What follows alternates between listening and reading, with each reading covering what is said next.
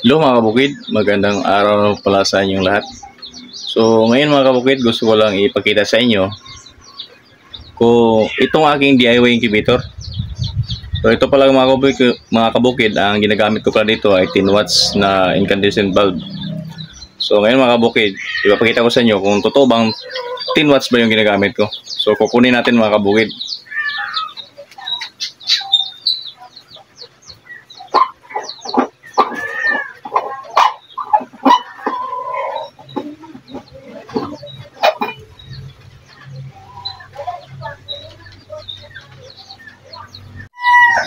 So ito mga kabukid,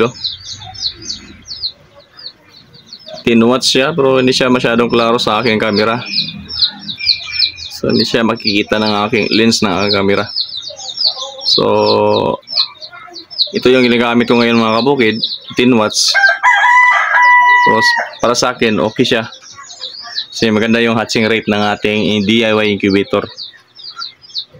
So ang purpose pala nito mga kabukid, para matagal mamatay yung ilaw at saka yung blower, kasi maliit lang yung kanyang voltahe, 10 watts.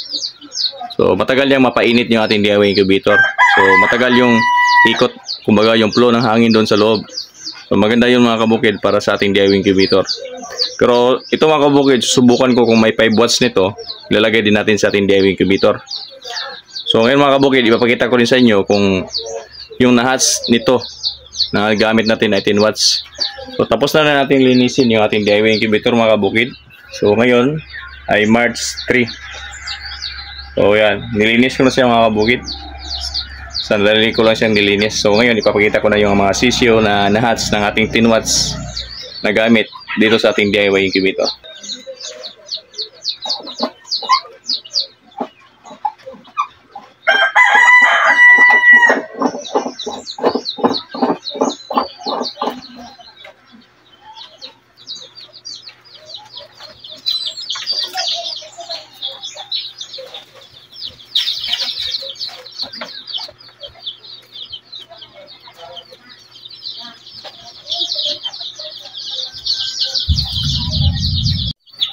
So ayan mga kabukid, ito na yung mga napisa ng ating DIY incubator na 10 watts yung gamit natin na bulb.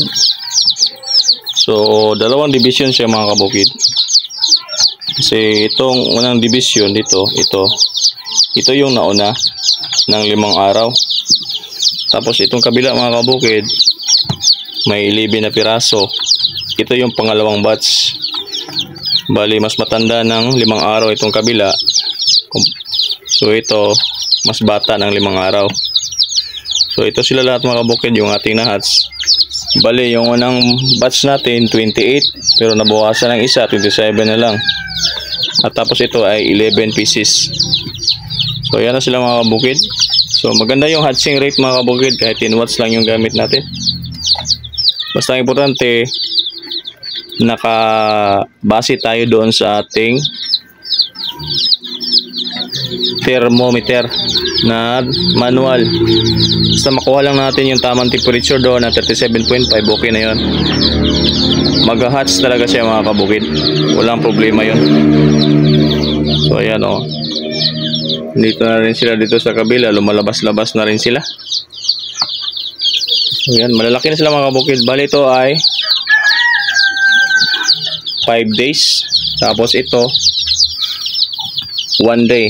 Kalilipat ko lang ito mga kabukid, ngayon lang. So ayan o, yung iba o, tutulog pa.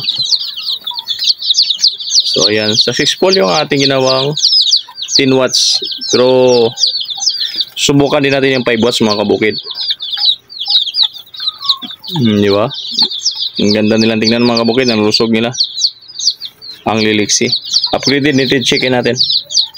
Upgraded native chicks pala. So chicken na pag malaki. Yan, maliit pa sila kaya chicks. Yan, thanks God sa blessing na dumating na naman sa ating backyard.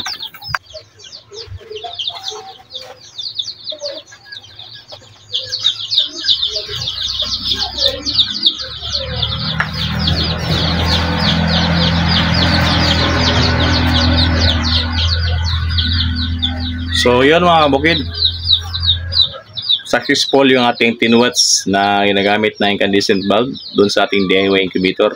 So nakapag-hatch siya. So susunod nating susubukan din natin yung 5 watts.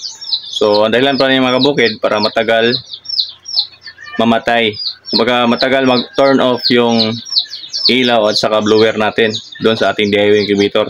Kasi pag ginamitan natin siya ng 25 watts, mabilis lang kasi siyang mag-off yung ilaw at saka blower. So maganda yung matagal para maganda yung ikot ng hangin doon sa loob nating DIY incubator. So disclaimer lang mga kabukid, itong aking mga sinishare ay base lamang sa aking experience nito sa aking backyard at ina-apply ko. So hindi ako eksperto sa larangan na pag i-incubate ng mga manok, mga sisiw, pero base naman sa aking sinishare sa inyo ay okay naman siya. Sa 2 taon na rin ako nag-i-incubate ng mga eggs. So dati failure, pero ngayon kahit pa paano naging okay na rin siya.